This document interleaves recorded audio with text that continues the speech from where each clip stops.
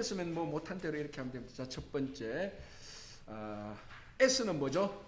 스쿨, 학교, 그죠? 자, 첫 번째 바리새인들이 현장에서 간음한 여인을 예수님에게 데려왔을 때 예수님께서 땅에 서신 글씨는 너희 중에 죄 없는 자가 먼저 돌로 치라, 그죠? 자, 그러니까 사람들이 다 돌을 들고 있다가 죄 없는 자가 치라 그러니까 자기들도 다 죄가 있으니까 그냥 돌멩이를 땅에 놓고 다 뿔뿔이 흩어졌던 건 거죠.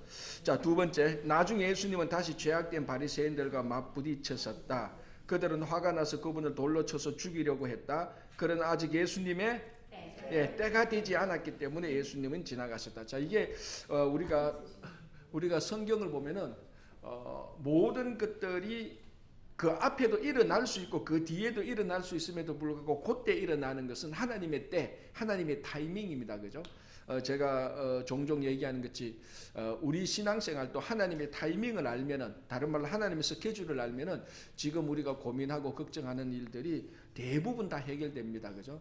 왜 지금 이게 이때 안 될까라는 이런 것도 그 하나님의 때를 우리가 알고 이해하고 믿으면은 충분히 우리가 다 넘어갈 수 있는 겁니다. 자, 다음에는 막간에 생긴 일들. 이 책에 의하면 이제 막간에 생긴 일들인데 한번 보겠습니다. 첫 번째, 예수님은 자신이 세상의 빛이시라는 자신의 주장을 뒷받침하기 위해 예수님께서 베푸신 기적은, 그렇죠? 날 때부터 소경된 사람 어디서 고쳤죠? 실로암. 그렇죠? 실로암 목가에 가서 눈에 하라는 거 있잖아요, 그죠? 자, 그러니까 예수님이 빛이라는 걸 보여주시기 위해서 날 때부터 소경인 사람의 눈을 떠서 빛을 보도록 하시는 거. 자, 그 다음에 예수님은 자기 양들을 알고 사랑하여 그들을 위해 목숨을 버리는 선한 목자. 선한 목자. 목자도 그 사꾼 목자도 있습니다, 그죠? 사꾼 목자는 선한 목자이심을 주장하셨다. 자, 세 번째, 어리석은 부자 비유에서 부자의 소출이 풍성해져서 곡식을 쌓아둘 것이 없었을 때 부자가 어떻게 하리라고 계획했습니까? 그렇죠. 곡간을 지어서 더 많이 축적하자. 그죠? 그러면 이 정도면은 내가 충분히 먹고 살만하겠다. 그러면은 축적하는 게 아니고 그것을 이제 베풀고, 그죠? 우리가 그게 우리 성도의 삶인데 이걸 그 죽을 때까지 가져갈 것처럼. 자, 그러니까 바로 그때 하나님께서 나타나셔서 내가 오늘 네 영혼을 데려가면 이 무슨 소용이 있겠느냐. 이제 그게 어리석은 비유죠. 그 어리석은 부자 비유인데 참 이런 일들이 우리 삶에 굉장히 도움이 됩니다. 우리 삶에 굉장히 도전이 됩니다. 그죠? 대부분은 곡간을 더 지어가지고 쌓아둘 곡식이 풍성하지 않겠지만은 그냥 일용할 양식을 살지만 그래도 어떤 사람들은 곡간을 지금도 모르겠습니다. 3개, 4개, 5개 이렇게 짓고 있는지도 모르겠지만은 이제 그런 것들을 우리들에게 얘기해 주고요. 자, 그 다음에 보겠습니다. 네 번째, 그리스도가 안식일에 덩굽은 여자를 고치신 것이 유대 지도자들로 하여금 다시 그분을 돌로 치고자 하는 마음을 품게 했다. 자, 이걸 의도적으로 안식일 날에 예수님께서 하셨습니다. 그죠? 이 덩굽은 여자는 18년 동안 귀신 들려서 그 등에 그 장애가 있었습니다. 이때 이제 예수님께서 뭐라고 말합니까? 안식일에 소나 나귀를 풀어가지고 물 먹이지 않느냐 너희들.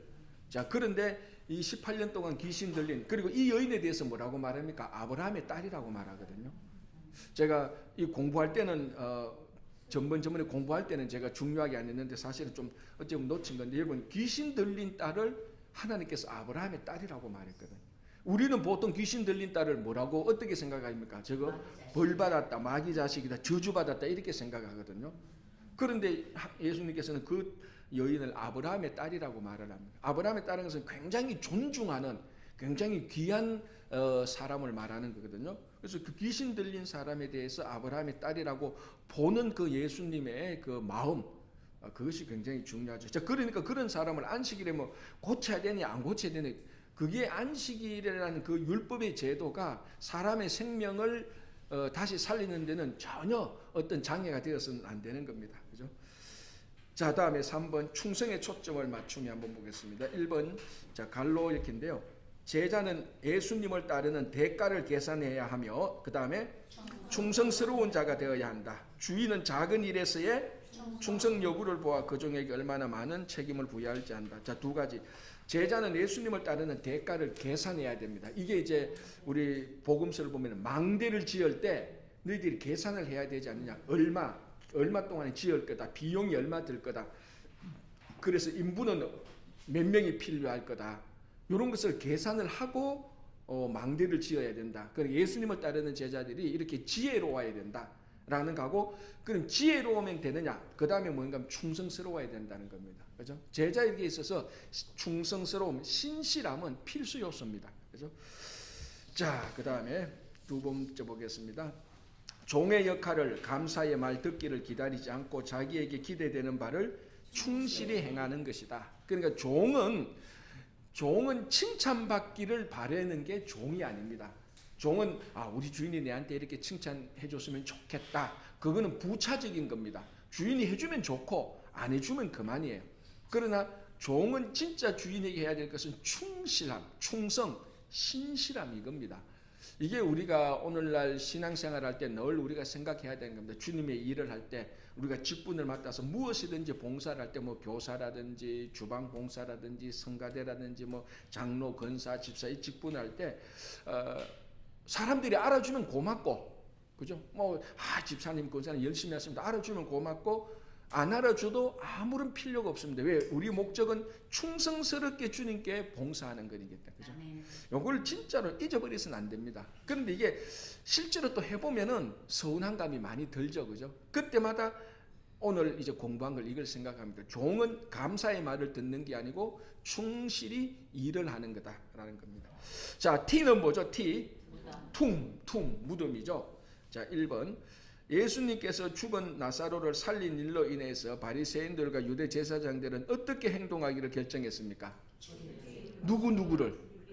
예수님과 나사로까지. 예수님과 나사로까지 죽이려고 했다. 그전에는 예수님만 죽이려고 했는데 예수님 때문에 살아난 나사로까지 죽이려고 했습니다. 자, 그럼 보십시오.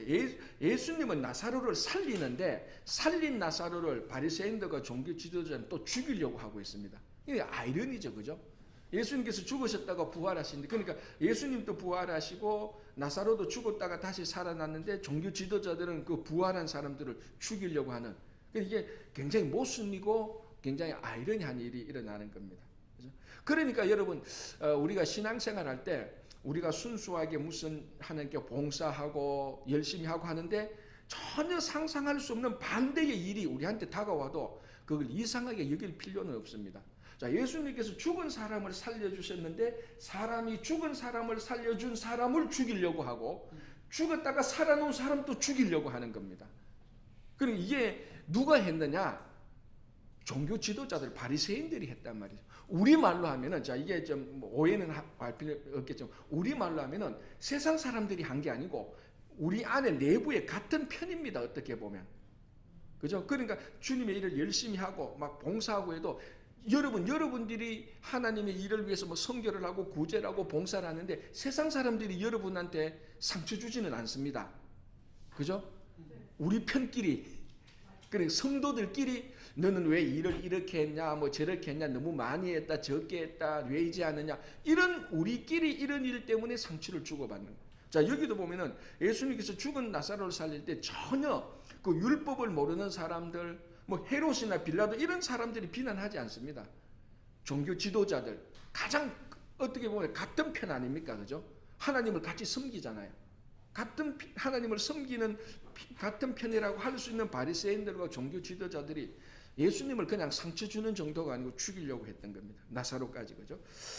자, 두 번째 보겠습니다. 메시아 왕국이 도래하면 예수님의 좌우편에 앉게 해달라고 요청한 두 제자는 야고보와 요한. 예, 이거는 너무 쉽죠, 그죠? 야고보, 이 두 사람이 같이 형제입니다. 아버지가 세배되고, 그죠? 자, 5번 보겠습니다. 유는 뭐죠? upset, 뒤집음, 그죠? 또 어떻게 보면 우리가 화가 날 때 upset이기도 한데요. 자, 첫 번째 보겠습니다. 예수님께서 기도하는 집인 성전을 사람들이 어떻게 바꾸어 버렸기 때문에 이 성전을 정하셨습니까? 강도의 굴혈. 이 강도의 굴혈이라는 것이 당신이 간단하게 말해서 칼로 찌르고 무기를 가지고 사람의 돈을 뺏는 사람들, 이런 좁은 의미에만 강도가 아닙니다. 남의 것을 빼앗는 탐욕을 가진 사람들, 그 비즈니스를 통하여서 법을 이용해서 다른 사람 걸 뺏고 법을 남용해서 뺏는 이런 의미까지도 다 포함되는 거죠. 그죠? 그러니까 기도하는 하나님 아버지의 집을 자기 이익을 위해서 사용하는 강도의 굴혈로 만들어 버렸기 때문에 예수님께서 성전을 정화하신 것입니다. 그죠? 자, 두 번째, 율법사가 예수님에게 가장 큰 계명이 무엇이라고 가장 큰 계명이 무엇이라고 했을 때 하신 대답은 하나님을 사랑하고 이웃을 사랑한다. 내 마음과 목숨과 뜻과 힘을 다해 하나님을 사랑하고 내 이웃을 내 몸과 같이 사랑하라. 가장 큰 계명은 한마디로 말하면은 사랑입니다. 이게 참 우리가 죽을 때까지 이 하나님 사랑, 이웃 사랑을 계속해서 실천하고 사실 이것만 되면은 나머지 모든 일은 자동적으로 다 해결되는 겁니다. 그죠? 내가 하나님을 사랑해서 하나님의 일을 하는데 누가 그 무슨 소리를 한들 그게 귀에 들어오겠습니까? 귀에 들어오지 않지 않습니까? 가만있어 내가 그 시의 내용을 정확히는 기억하지 못하는데 제가 전번에 한번 이런 설교 때도 한번 인용했는데요. 여기 아름다운 장미꽃이 있다. 그런데 이 장미꽃이 당신이 없으면 무슨 소용이 있겠느냐는 거지. 근데 이 장미꽃인데 당신이 또 있는데 당신이 있는데 이 꽃이 무슨 소용이 있겠느냐는 겁니다. 무슨 말인지 알겠죠? 그러니까 당신이 있으면은 장미꽃이 필요 없고 당신이 없어도 장미꽃이 필요 없다는 거예요. 당신이 있는데 왜 장미꽃이 무슨 필요가 있겠냐? 당신이 없는데 무슨 장미꽃이 필요하겠느냐 이거죠. 의미를 알겠죠, 그죠? 그러니까 우리가 하나님을 위해서 섬기는데 누가 칭찬을 한들 그게 무슨 소용이 되겠습니까? 우리가 하나님을 사랑해서 하나님 일을 한들 다른 사람이 내게 비난한들 그게 무슨 소용이 있겠습니까? 그런 의미입니다. 진짜 하나님을 사랑해서 섬기는데 누가 옆에서 네 잘한다 그래도 거기에 흔들리지 않고 네 왜 이렇게 하냐 비난해도 거기에 흔들리지 않는 겁니다. 내가 당신을 사랑한들 이 장미꽃이 무슨 소용이 있겠느냐? 당신이 내게 없는데 이 장미꽃이 또 무슨 소용이 있겠냐? 그거하고 마찬가지. 좀 나중에 이런 얘기는 폼나게 해야 되는데 제가 그죠? 미안합니다. 네.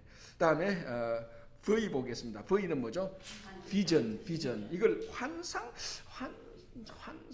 그러니까 이게 비전이라는 것이 사실은 우리나라 말에는 없는 단어예요. 어떻게 보면은.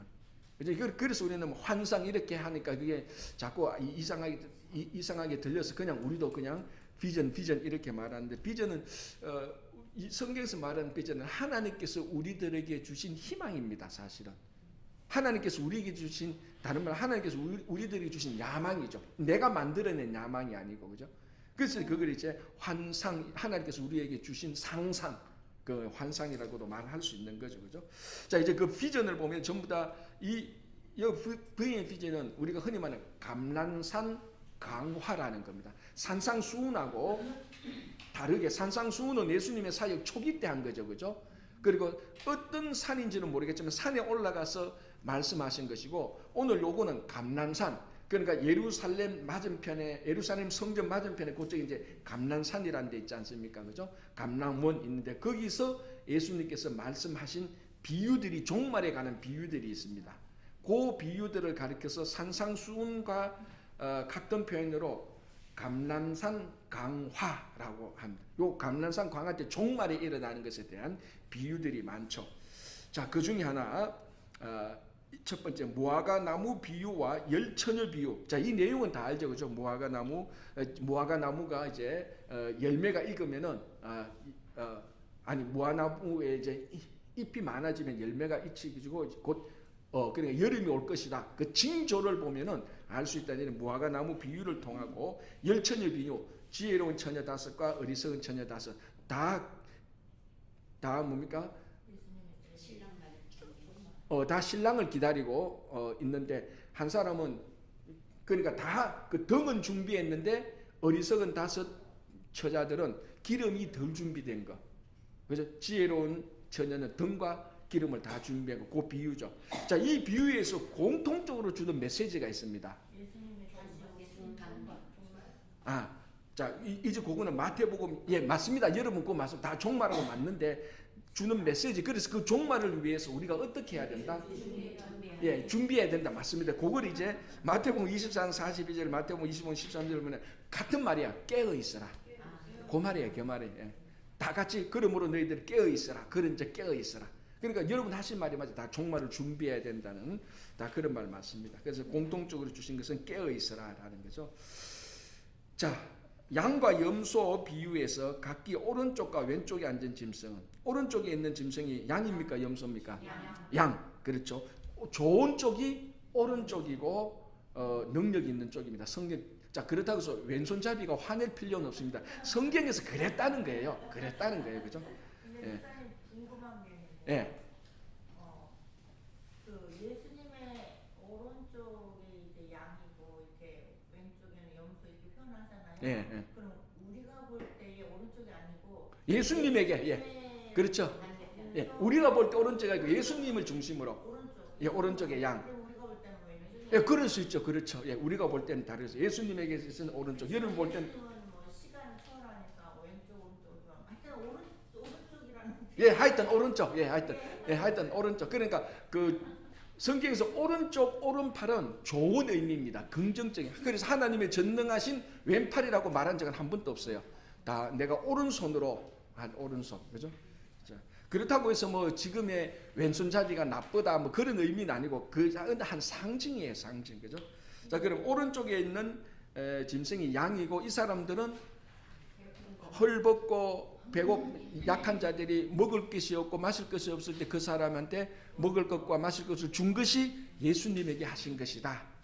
그래서 뭐 우리가 늘 그런 설교도 듣고 우리가 또 성경 공부도 하지만 예수님에게 하는 것이 사실은 사람에게 하는 게 예수님에게 하는 겁니다. 예수님에게 한다고 예수님 내려오십시오. 내가 뭐 그 식사 한 끼 대접하겠습니다. 그게 아니고 그죠? 그러니까 아까 첫 번째 계명이 하나님의 사랑과 이웃의 사랑이 이것이 뗄래야 뗄 수 없는 가치 있는 겁니다. 하나님을 사랑하면 사람에게 행할 수 있고 사람에게 행한 것이 바로 하나님에게 행한 것입니다. 이 가치 있는 겁니다. 자, 여기까지 우리 지난주에 공부했던 거고요. 이제 오늘 공부하겠습니다.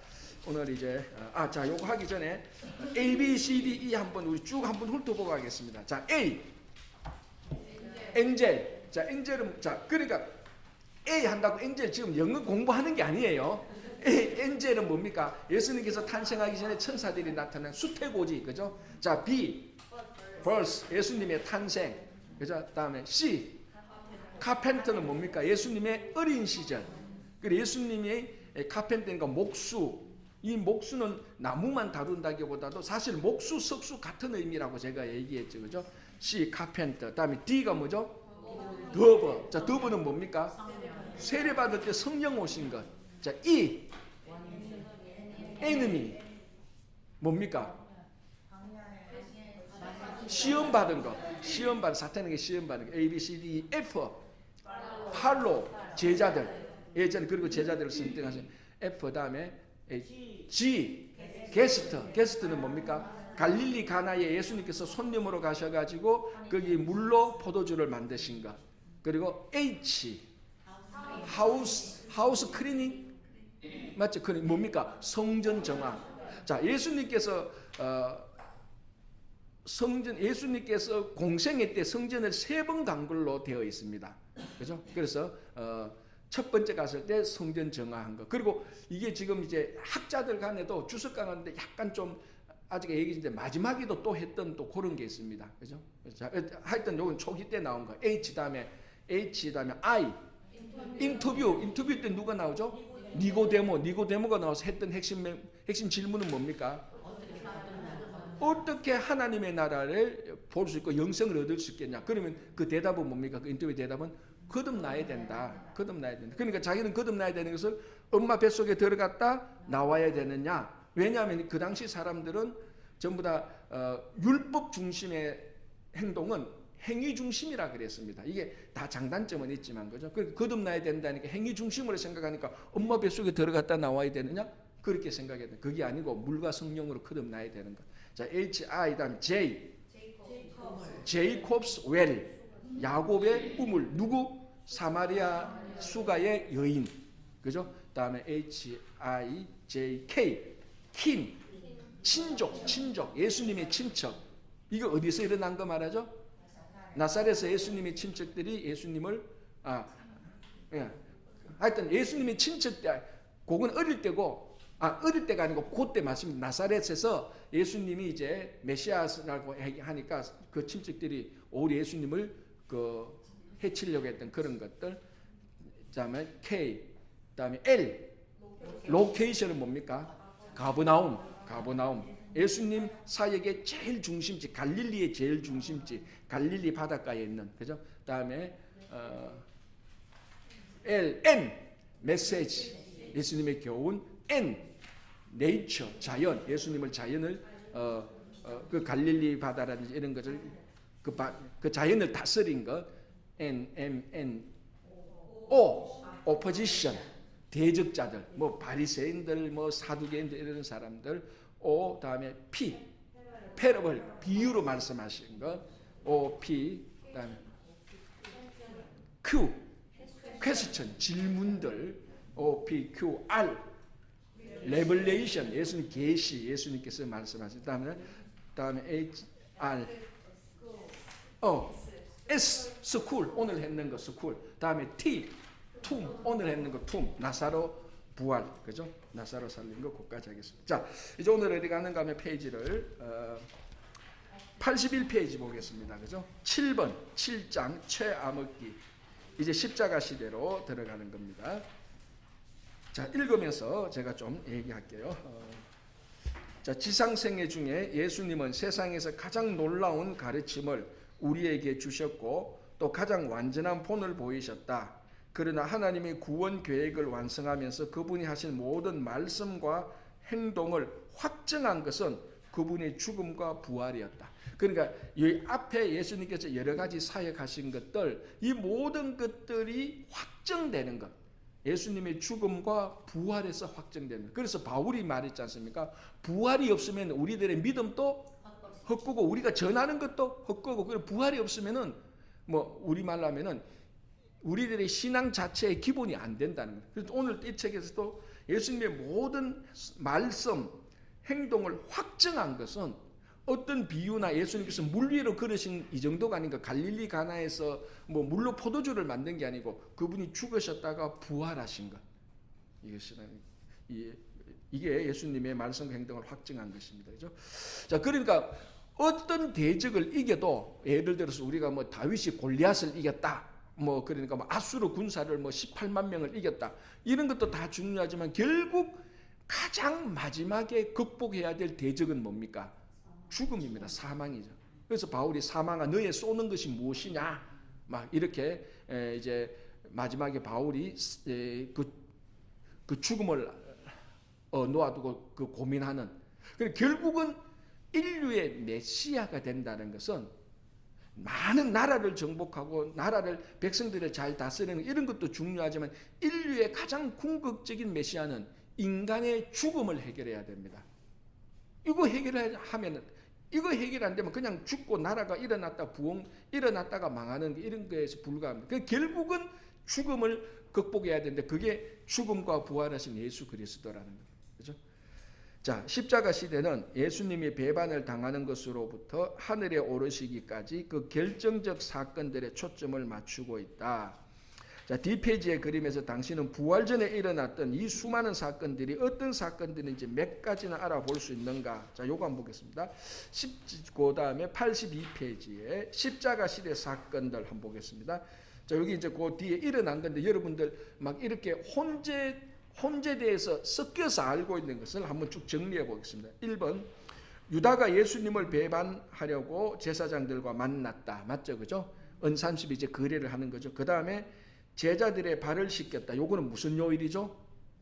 목요일. 우리가 성금요일, 우리가 그 고난 주간에 목요일에 해당되는 거죠. 3번, 제자들과 최후의 만찬을 가졌다. 그 다음 금요일 날 일어나는 거죠. 이제 요 바로 금요일 때 예수님께서 돌아가시는 거고요. 네 번째, 겟세마네 동산에서 기도하셨다. 십자가에 달리시기 전에, 그죠?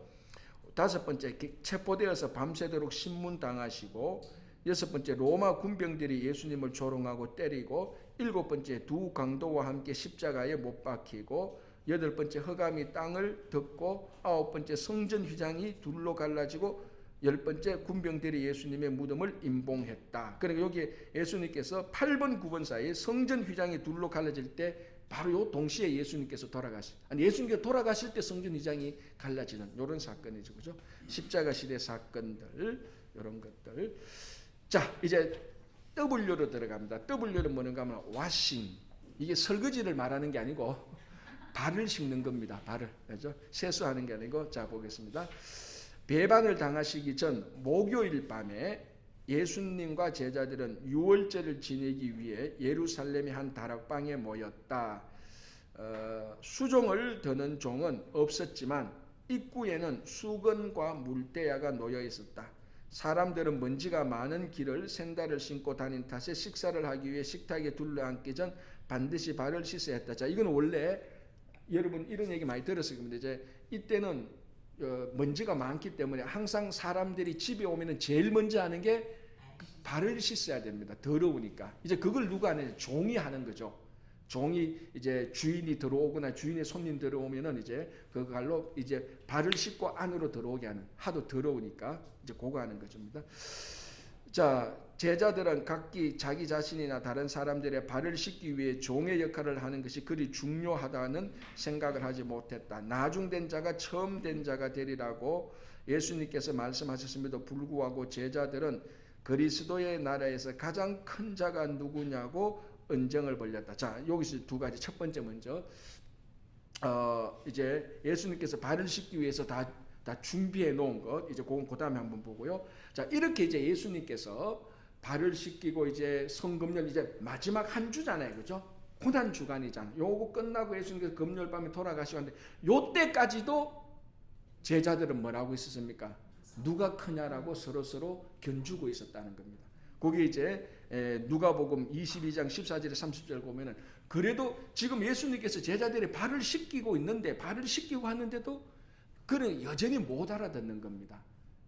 그래도 누가 크냐, 우리 가운데서 누가 크냐. 왜냐면 그 앞에 한번 야고보와 요한이 한번 자기 어머니 대동하고 한바탕 난리 쳤거든요. 그게 여전히 제자들의 마음속에 남아 있는 겁니다. 그래서 무슨 사건이 좀 생기면은 우리말로 하면 이번에는 누가 큰 역할을 했고 나는 역할을 못했어. 이러다가 내가 서열에 밀리는 거 아니야? 우리식으로 말하면 이런 생각이 늘 있었습니다. 언제까지? 예수님께서 발을 씻겨주는데도 그런 일을 하고 있어요. 그러니까 이렇게 보면은 참 우리가 예수님의 섬김의 교훈을 얼마나 알아듣지 못하고 있는가 하는 것을 알 수 있습니다.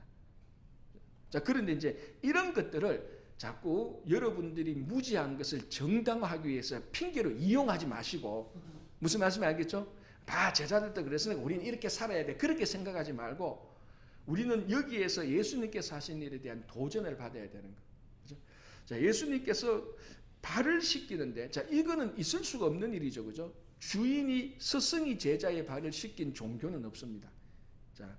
자, 이런 상태에서도 누가 가장 크냐라고 이제 생각하고 있었다는 겁니다. 자, 그 좀 한번 보겠습니다. 수건과 대야를 취하신 예수께서는 베드로의 반대에도 불구하고, 자, 베드로가 왜 반대했는 줄 알죠? 예수님께서 제자들이 발을 씻기려고 하니까 베드로가 확 일나서 우리가 예수님의 발을 씻겨야지. 어떻게 예수님이 우리의 발을 씻을 수 있습니까? 베드로가 반대했죠. 반대했음에도 불구하고 예수님께서 섬김의 본을 보여주신 겁니다. 그죠? 제자들의 발을 씻김으로써 섬기는 종의 본을 보이셨다. 이는 이제 그 다음 날이 되면 친구들을 위해 자신의 목숨을 버리심으로써 예수께서 확신시킬 종의 역할에 대한 한 작은 예시라고 할 수 있다. 자, 그러니까 이제 예수님께서는 바로 돌아가시기 한 24시간 남겨놓고 제자들에게 가장 중요한 교훈을 하나 하는 겁니다. 그게 뭡니까? 섬김이죠. 발을 씻겨주는 겁니다. 그러니까 이 가장 좋은 가르침은 말로 가르침이 행동으로 연결돼야 되는 겁니다. 자, 그래서 세족식이죠. 발을 씻겨서 섬김을 보여주는 겁니다. 자, 그리고 하나 또 금요일 날은 진짜 중요한 거라죠. 그게 뭡니까? 성만찬을 하는 거죠. 성찬식을 하는 거죠. 그죠?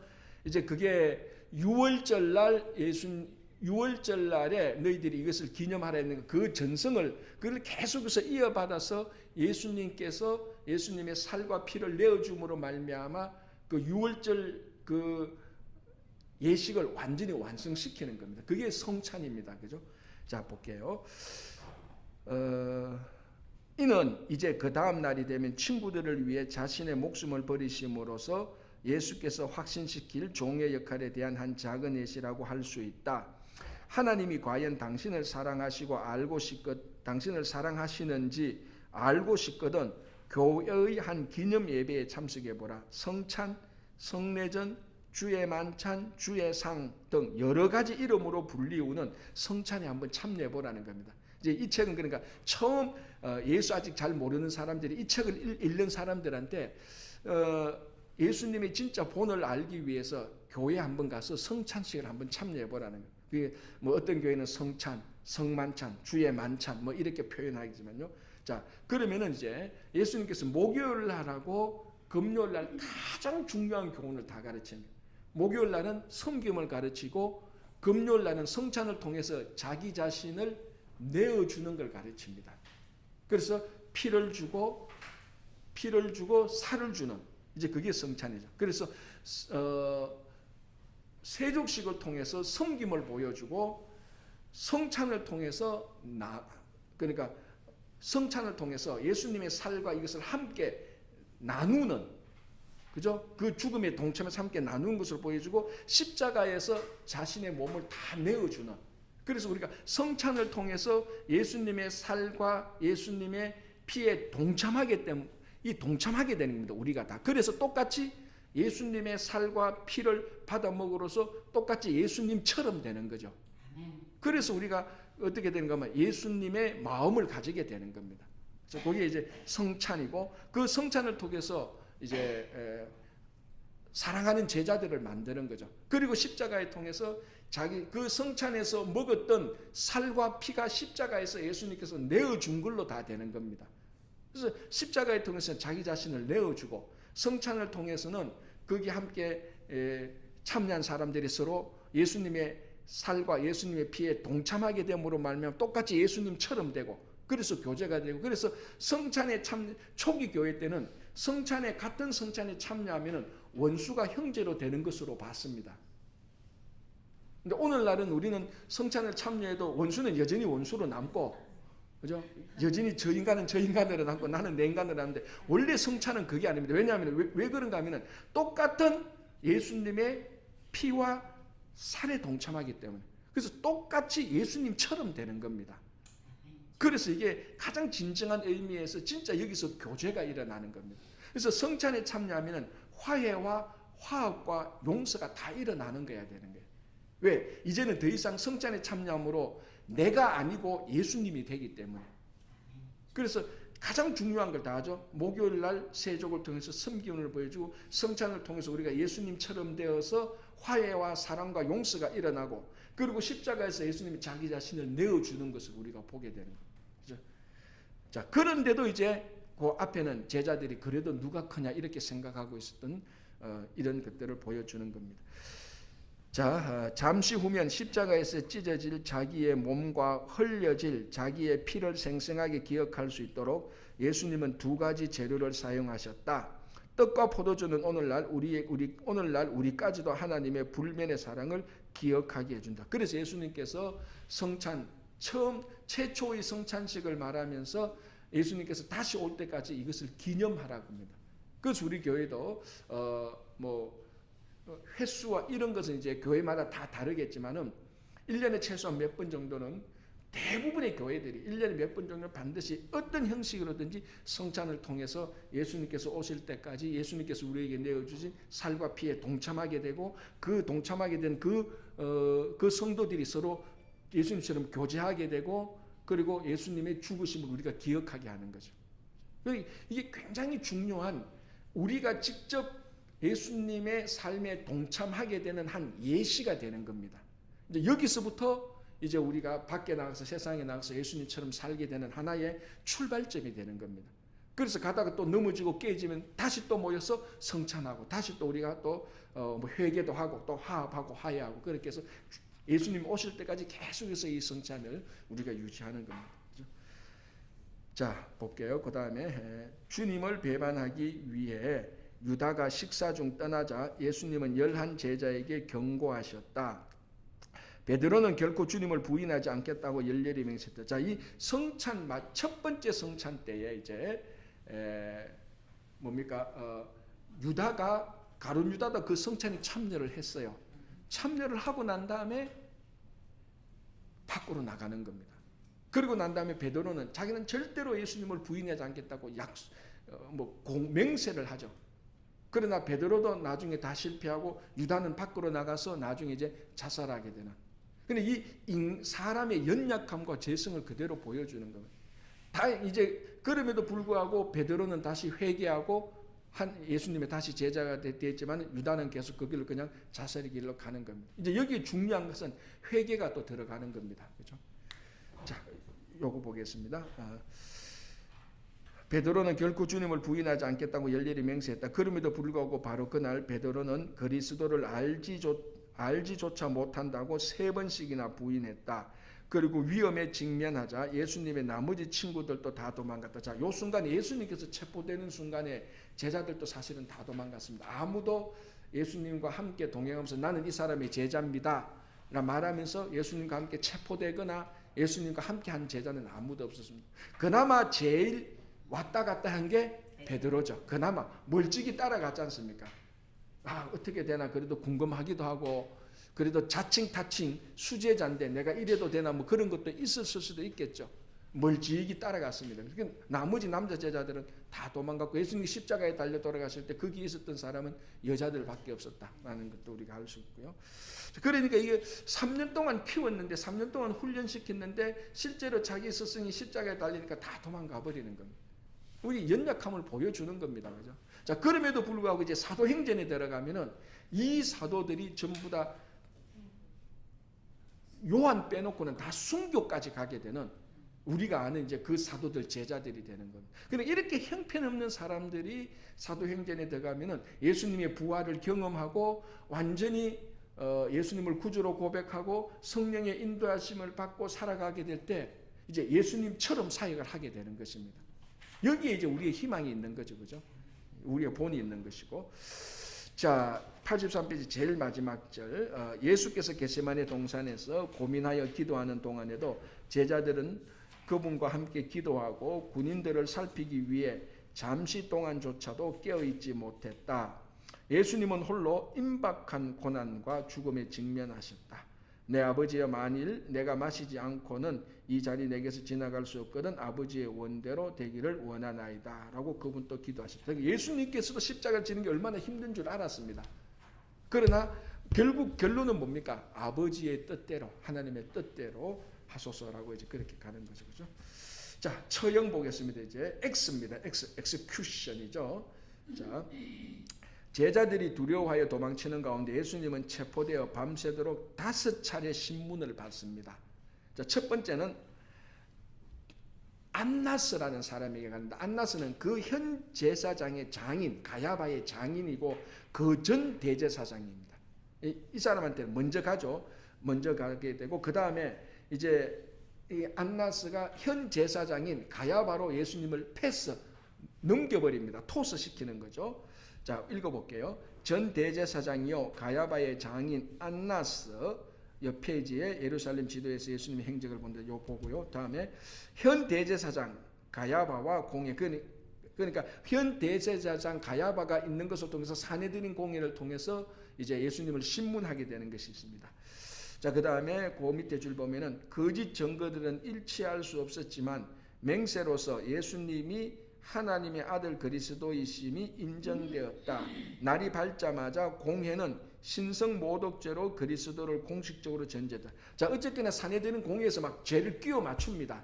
막 끼워 맞추고 이 사람들의 목적은 예수님을 그냥 종교적으로 파면 이 정도가 아니고 죽이고 싶었거든요. 왜냐? 앞에서도 계속해서 얘기했지 않습니까? 뭐 안식일에 안식일에 병 고쳐주면 죽이려고 하고 나사로를 살려도 죽이려고 하고 그냥 호시탐탐 예수님을 죽이는 게 이들의 목적입니다. 그냥 면직이나 파면 이 정도가 아니고. 자, 그래서 이제 가야바까지 가서 사내들인 공회에서 죄를 확정시키고, 그러니까 그 당시에 이제 알려진 게 이 사람을 처형하는 권한은 사내들인에게 없었습니다.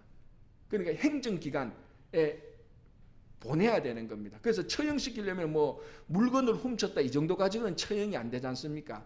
가장 심각한 죄, 그게 이제 반란죄 같은 거, 이런 거를 해야 됩니다. 역적 이런 걸로 엮어야 되죠. 그래서 예수님께서 뭐 유대인의 왕이다 뭐 이렇게 말하고 하니까 이 사람이 왕이라고 했다라고 말하면서 그러면 로마에 대한 반역자다 이렇게 되는 거예요. 그래서 어디로 보내냐? 빌라도로 보내는 거예요. 빌라도는 처형할 수 있는 권한이 있거든요. 왜? 로마에서 파송한 총독이니까 행정기관의 수장이고, 사내들이는 종교기관이지 않습니까?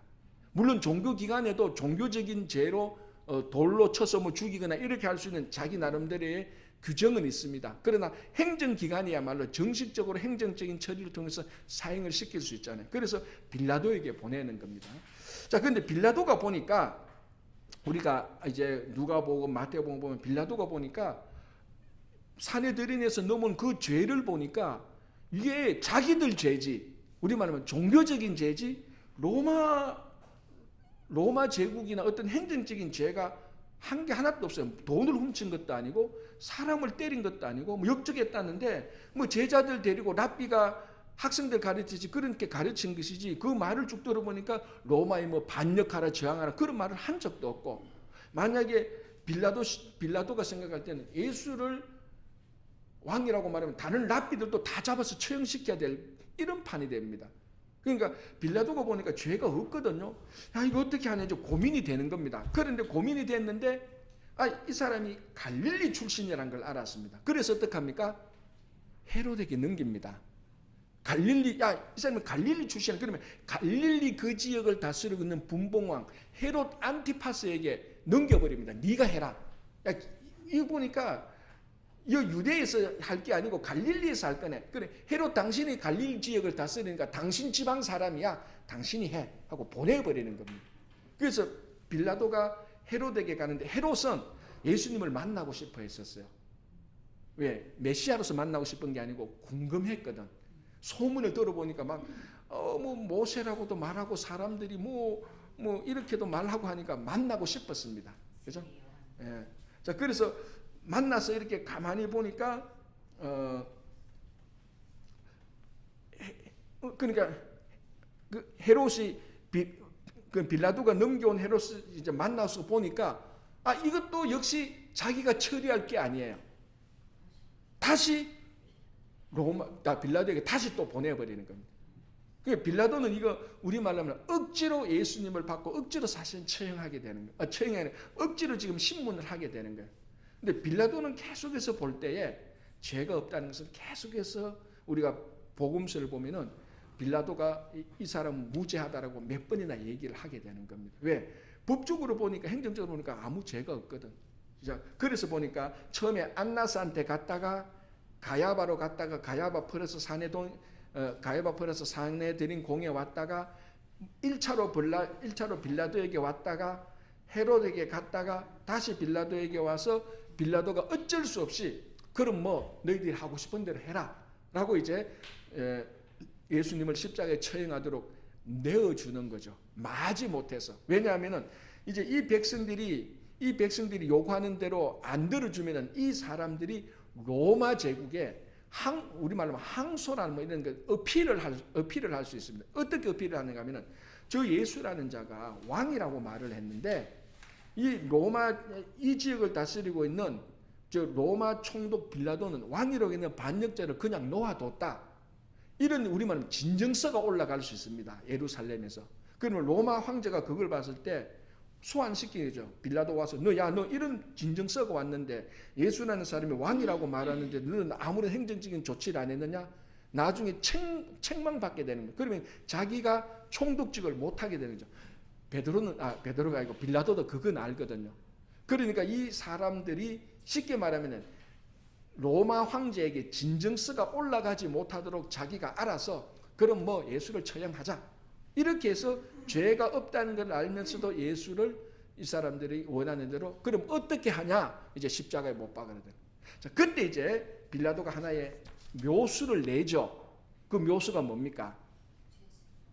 그러면은 명절에 죄수하는 우리 말하면 특사제도, 강복절이면 강복절 특사제도가 있는데 그럼 우리 한 사람 내주자. 그러면은 백성들이 도저히 내어주지 못할 것 같은 사람하고 예수님하고 딱 내어주면은 그러면은 예수를 놓아주자고 말할 거다 하면서 끄집어낸 사람이 바라바입니다. 그런데 백성들은 오히려 바라바를 놓아주자 그래. 누가 제일 놀랐습니까? 빌라도가 제일 놀란 거예요. 아니 어떻게 바라바를 놓아주면서까지 예수를 처형하겠느냐는 것을 빌라도가 알게 되는 거죠. 그래서 어쩔 수 없이 사실 인간적으로 어쩔 수 없이 내어주는 겁니다. 그런데 이것이 결국은 자기 자리를 보존하기 위해서 그리고 백성들의 마음을 진정시키고 로마 제국 황제한테 자기가 무탈하기를 바랬던 그런 차원에서 이 빌라도가 예수를 놓아주는 겁니다. 그죠? 그 일들이 이제 이렇게 돼서 여기 이제 행정적으로 절차되어서 예수님께서 십자가에 이제 못 박히게 되는 것이죠. 자, 쭉 한번 읽어볼게요. 3번부터 보겠습니다. 로마 총독부터 보겠습니다. 로마 총독 빌라도 유대 법정이 할 수 있는 일은 로마인에게 사형을 추천하는 것뿐이었다. 그리스도께서는 자신이 유대인의 왕이심을 인정했지만 빌라도는 그리스도에게서 아무런 잘못도 찾지 못했다. 유대인의 왕이요 빌라도의 정적인 헤롯 안티파스. 헤롯과 그의 군대는 그리스도를 실컷 조롱한 후에 빌라도에게 최종적으로 인도했다. 다음에 다시 또 빌라도에게 오죠. 빌라도는 그리스도에게 아무런 잘못을 찾을 수 없음을 다시 확인했다. 그럼에도 불구하고 내어줄 수밖에 없는 거죠. 그죠? 자, 그 밑에 로마 군병들에게 희롱을 당하신 후 예수님은 금요일 오전 9시가 되기 전에 갈보리를 향해 가셨다. 그분은 두 강도 사이에 십자가에 달리신 채 보통 죄수들처럼 예루살렘 성벽 바깥에서 처형되셨다. 자, 처음 3시간 동안 예수님은 십자가에 달려 계셨는데 여기 이제 오전 10시라고 보죠. 오전 10시에서 그 정오까지 3시간 달려 있었는데 그 십자가에는 그분을 유대인의 왕이라고 선포하는 팻말이 붙어 있었고 두 강도 중에 하나는 실제로 그분을 인정했다. 자, 이게 십자가에 달린 두 강도 얘기 있잖아요. 그죠? 한 명은 예수님을 조롱했고 한 명은 예수님이 무슨 죄가 있느냐. 이 사람은 너나 나와는 다른 사람이다. 자, 그러면 이 예수님의 십자가에 달린 좌우에 달린 이 사람은 강도라고 되어 있는데 여기서 이 강도는 물건 뺏는 강도가 아닙니다. 정치범이에요. 정치범. 왜냐하면 십자가형 자체가 로마에서 처형하는 정치적인 죄수를 다루는 사형틀입니다. 우리가 보통 강도는 이 강도는 그러니까 돈 훔치는 강도가 아니라 좀 말하면 테러리스트 이런 사람들하고 같은 거예요. 그래서 예수님하고 같이 어차피 처형할 것 같이 처형하도록 해서 예수님 좌우에 이런 정치적인 강도 두 사람을 이제 같이 십자가에 못 박는데 한 명은 예수를 조롱하고 한 명은 아무리 봐도 이 사람은 잘못이 없다. 니하고 내하고는 다른 종류의 사람이다. 그렇게 인정하고 죽기 마지막 직전에 메시아를 고백하고 나를 그 낙원에 있게 해달라 하는 그 유명한 고백을 우리가 알게 되는 거죠. 그죠? 자, 중간에 보겠습니다. 예수님의 영혼이 떠나자 곧 성전 휘장이 위로부터 아래까지 찢어졌는데 이는 이제 하나님께 얼마든지 나아갈 수 있게 되었음을 선포하는 것이었다. 지진이 거지에게서 일어나며 무덤들이 열리고 죽었던 성도의 몸들이 일어났다. 군병들이 놀라며 자, 이 군병들은 로마 군병들이죠. 이방인들이죠. 이 사람들이 뭐라고 말하는가 하면 이는 진실로 하나님의 아들이었다고 외쳤던 것은 놀라운 일이 아니다. 자, 여기서 예수님께서 돌아가실 때 가만히 보면 무슨 일이 생기는가 하면 여기서도 아주 아이러니한 게 생긴 게 유대인들 그러니까 메시아를 기다리고 한다는 메시아를 기다린 사람들 바리새인들 종교 지도자들 사두개인들 이 사람들은 전부 다 예수를 죄 있다고 죽이려고 했고 반면에 이방인들 빌라도 백부장 로마 군인들은 예수님을 보니까 죄가 없다고 말했어요. 이게 사실은 반대로 대가 되죠. 그죠? 이방인들이 로마 군인들이 볼 때는 저 예수가 죄가 있다 그러고 같은 편인 유대인들 같은 편인 종교 지도자들이 예수님은 나 죄가 없다 말했는데 이게 완전히 뒤바뀌었습니다. 이방인들이 오히려 보니까 예수님은 죄가 없고 같은 유대인들 종교 지도자들은 예수님은 죄를 자꾸 만들어내고 죄 있다고 해서 죽이려고 한 겁니다. 그래서 복음서를 보면은 많은 이방인들이 그 사람은 죄가 없다라고 예수님의 십자가 사건에서 고백한 겁니다. 그 백부장도 그렇고 자, 빌라도는 2번이나 재판하면서 죄 없다 그랬어요. 그죠? 그리고 군인들도 예수님께서 달려 돌아가시는 거 보고 이 사람은 죄가 없고 진짜 하나님의 아들이었다라고 고백하게 됩니다. 그죠? 자, 그다음 보면 예수님의 죽음은 다른 사람들과는 전적으로 다르며 독특하다. 그죠? 첫째로 그분은 자원하셔서 죽으셨다. 자, 이 자원하셔서 죽었는 거하고 자살하고는 다릅니다. 이걸 또 착각하면 안 됩니다. 자살은 자기 생명 자기가 일부러 끊는 것이고, 자원은 예수님께서 우리들의 죄를 대신 지시고 돌아가신 그걸 말하는 겁니다. 그죠? 사망의 원인은 죄이지만 예수께서는 죄가 없었다. 그래서 그분은 죽어서는 안 되었다. 그분은 자기의 영혼을 버리기로 하신 최초이자 유일하신 분이셨다. 둘째로 예수님의 죽음은 대리 혹은 다른 사람을 위한 것이다. 그건 속죄의 죽음입니다. 자, 우리 죽음은 내가 살다가 안 돼서 더 이상 못 살아서 죽죠. 그죠? 그리고 내가 더 잘 하려고 하다가 죽는 거지만 예수님의 죽음은 우리를 위한 죽음이었습니다. 그러니까 죄 없으신 분이 우리 죄를 지시고 대신 돌아가신 속죄, 대속이죠. 그죠? 자, 둘째로 예수님의 죽음은 대리의 혹은 다른 사람들을 위한 것이었다. 그분이 쏟으신 완전한 피는 모든 시대의 모든 죄를 속할 수가 있다. 그러나 이것은 그분의 피의 효력이 모든 사람에게 자동적으로 미친다는 것은 아니다. 자, 이게 뭡니까? 예수님께서 돌아가셨다고 해서 모든 사람이 자동적으로 구원을 얻는 것은 아니죠. 그죠? 자, 그러면 예수님께서 모든 사람을 위해서는 죽으셨습니다. 맞죠? 그렇죠. 모든 사람을 위해서는 죽었죠. He died for all.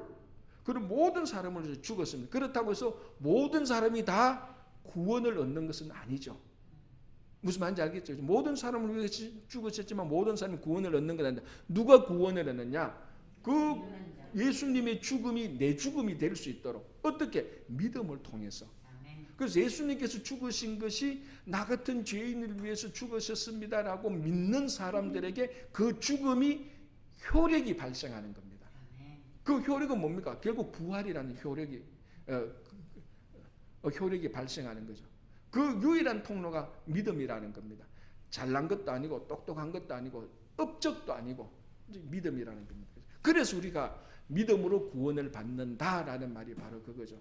그는 믿음으로 구원을 받는다는 말이 그 실체를 보면은 예수님의 죽음과 부활이 내게서 효력이 나타나는 겁니다. 예수님의 죽음과 부활이 내게서 효력이 나타나는 유일한 통로가 믿음이라는 겁니다. 그래서 우리가 믿을 때에 우리가 구원을 얻게 되는 겁니다. 그렇죠? 그러나 이 모든 전제는 He died for all. 우리가 아무리 믿고 뭐 하려고 해도 예수님께서 우리를 위해서 안 죽으셨으면 안 되는 거죠. 그러나 이미 2000년 전에 돌아가셨다. 그렇죠? 자, 그분의 구속을 취하기 위해서는 믿음으로서 선택해야 한다. 아무리 공로를 쌓아도 혹은 아무리 선해도 하나님의 용서를 얻는 데는 충분치 못하다. 우리는 믿음에 의해 죄사함을 하나의 선물로 받아야 한다.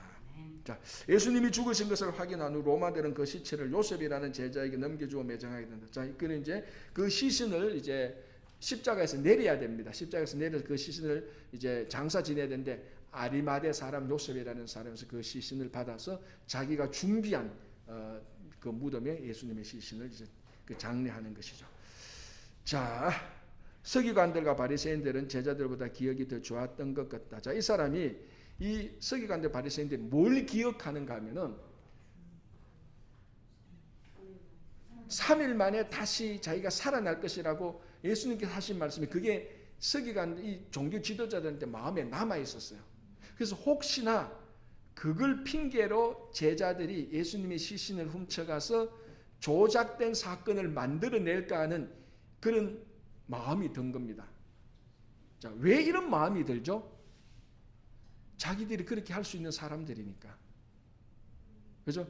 그러니까 예수가 죽었다. 야, 그러면 그 전번에 살아있을 때 저거 예수라는 사람이 막 살아난다 그러고 막 그런 얘기 한 것 같은데, 야, 그러면 제자들이 그 얘기 듣고 지금 또 예수님의 시신을 나중에 몰래 빼돌려 가지고 예수님이 살아났다, 보라 시신이 없다 그렇게 말할 수 있으니까 제일 중요한 건 뭡니까? 예수님의 시신이 들어간 그 무덤을 철저히 큰 돌로 막고, 그리고 어떻게 합니까?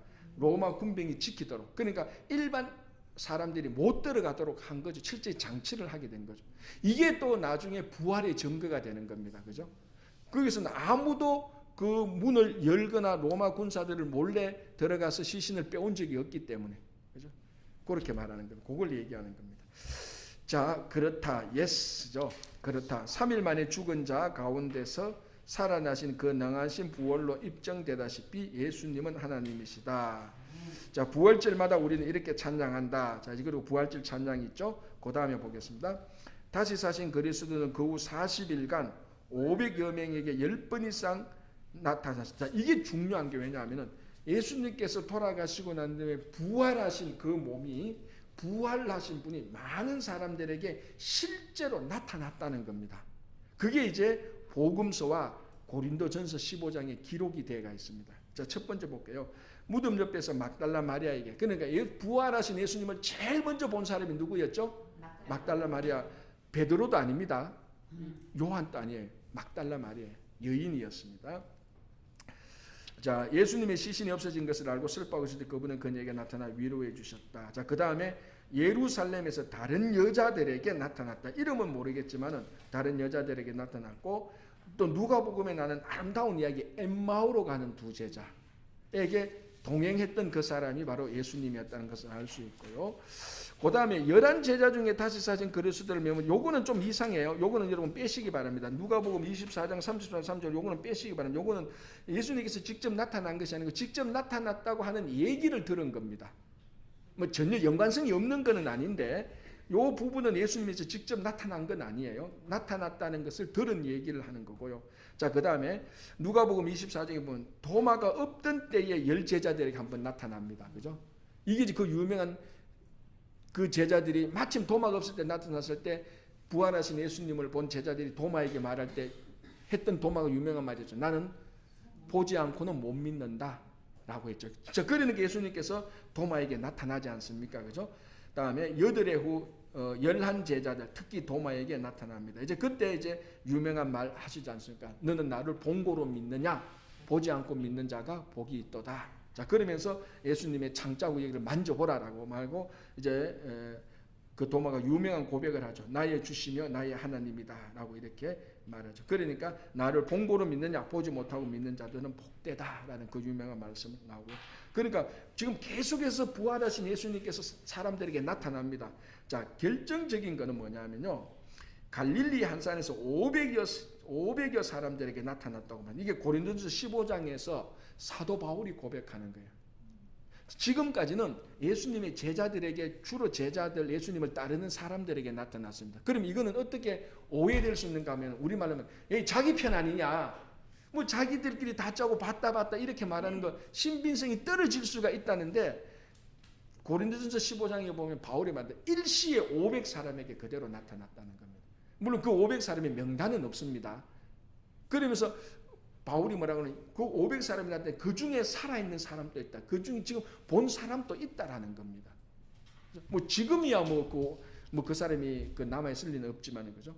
그래서 예수님의 부활이 500여 사람에게 있는 사람이 나타났다는 것은 그 부활이 객관적인 사실이라는 겁니다.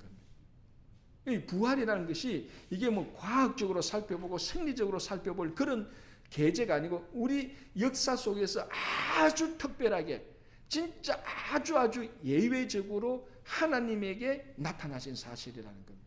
그죠? 자, 그 다음에 예수님의 동생 야고보, 그리고 모든 사도들에게도 나타났다. 예수님의 친동생이 또 그걸 봤다라고 말한 것입니다. 그죠? 자, 그 다음에 예루살렘, 유대, 사마리아 땅끝까지 자기의 정인이 될 것을 명령하시며 성천하실 때 제자들에게 나타났죠. 성천하실 때 사도행전 1장 8장에 그 부활하신 예수님 그대로 나타나는 겁니다. 그죠? 자, 요한 89페이지 보겠습니다. 이제 그 뭐 요한 보고 나중에 그 마지막에 그 잿더를 한번 보겠습니다. 잿더, 시온, 자이온이죠. 자이온의 잿더는 시온산. 자, 시온산은 바로 예루살렘입니다. 예루살렘, 시온산에서 오신 예루살렘의 다른 한 이름이다. 예루살렘 성벽 동쪽 감람산에서 성천하실 때 그분은 제자들이 본 가신 모습 그대로 다시 오실 것임을 약속했다. 그래서 예루살렘 동쪽 문이 지금도 닫혀져가 있습니다. 그런데 유대인들은 예수를 믿지 않는 유대인들은 그 동쪽 문이 메시아가 올 때 열린다고 말을 합니다. 그래서 그 앞에 무덤이 되게 많죠. 그래서 메시아가 올 때 가장 먼저 부활하는 사람이 그 문에서 가장 가까운 사람. 그래서 이스라엘에서 묘지가 제일 비싼 데가 바로 거기예요. 그 성지순례 가보면 보잖아요. 여기서 보면 저쪽 둥그런 황금 성전 보이고 그 밑에 고범에 보면 그 문이 꽉 닫힌 문이 있습니다.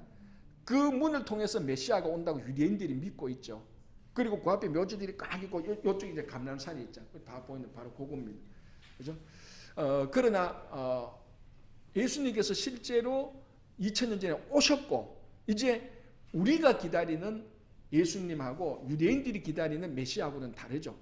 유대인들이 기다리는 메시아는 이 예수님이 아닙니다. 그냥 구약에서 말했던 메시아고 우리는 진짜 한번 오셨던 메시아, 그 메시아가 다시 오실 것을 우리가 기다리는 거죠. 그죠? 재림이죠. 그게 재림이죠. 자, 여러분 여기 십자가 해놓고요. 그리스도의 두 가지 강림 해놓고 초림하고 재림 있죠.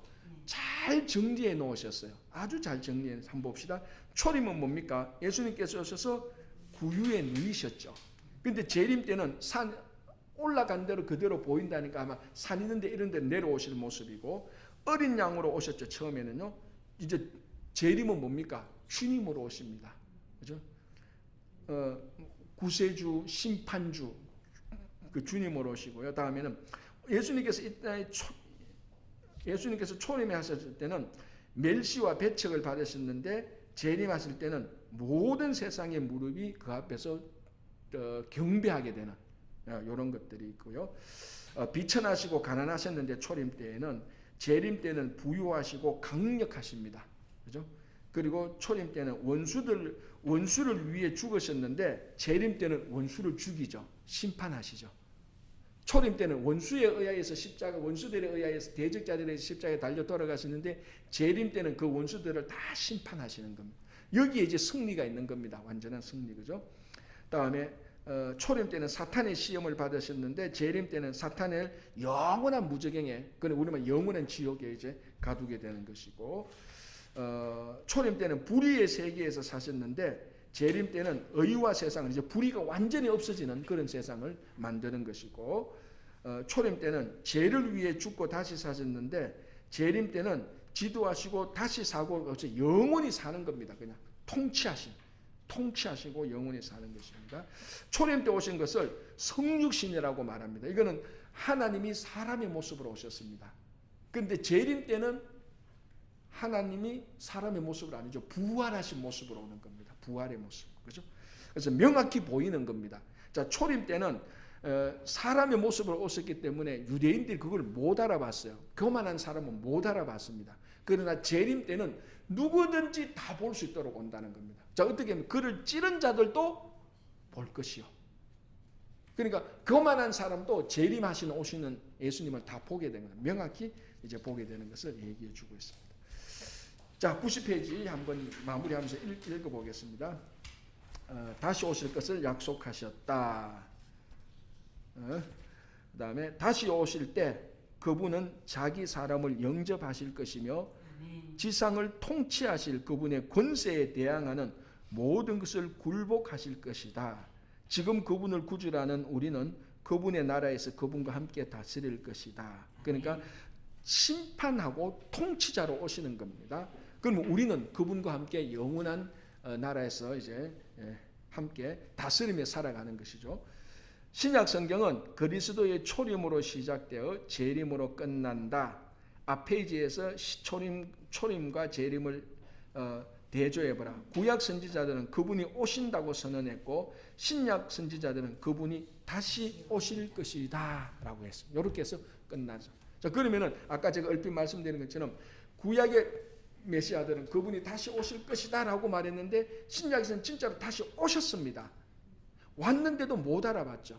근데 신약에는 이제 그분이 다시 오실 거다. 재림. 그리고 구약을 믿는 사람은 아직까지도 메시아의 초림을 기다리죠. 아직 자기들은 안 왔다고 생각해요. 그러니까 신약을 믿는 우리들은 재림을 기다리는 거예요. 어떻게 보면 기다리는 건 똑같아요. 그죠? 구약도 유대인들도 메시아를 기다리니까. 그러나 우리는 이미 오신 메시아가 다시 오실 메시아를 기다리고 있는 것입니다. 그렇죠? 그렇게 해서 이렇게 해서 이제 복음서는 끝나고요. 이제 다음 주 한 주 더 하는데 다음 주 한 주 더는 사도행전에 대한 서론을 좀 하고 마치도록 하겠습니다. 다음 주 하고 이제 좀 겨울 쉬었다가 겨울이 끝나고 봄이 시작되면은 요거 이제 사도행전하고 이제는 예수님에게 요까지는 예수님에게서 끝나고 이제 제자들로 넘어갑니다.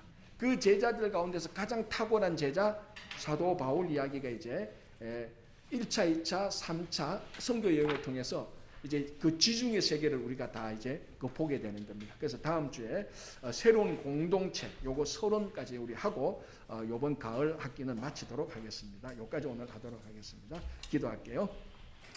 하나님 아버지, 추운 날씨에도 저희들 이곳에 나와서 주님의 말씀을 배울 수 있도록 은혜 주신 감사합니다. 이제 복음서를 끝내고 이제 또 다음 주부터는 사도행전 또 제자들이 어떻게 주님의 사역을 잘 감당했는가를 우리 함께 보게 됩니다.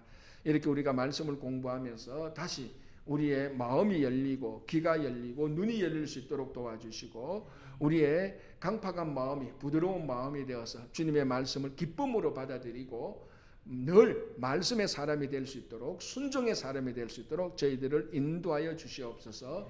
우리들 건강 지켜주시고 또 우리 모든 성도들의 가정과 자녀들 위해 또 일터 위에 주님께서 늘 함께하여 주시옵소서. 감사하오며 예수님 이름으로 기도합니다. 아멘.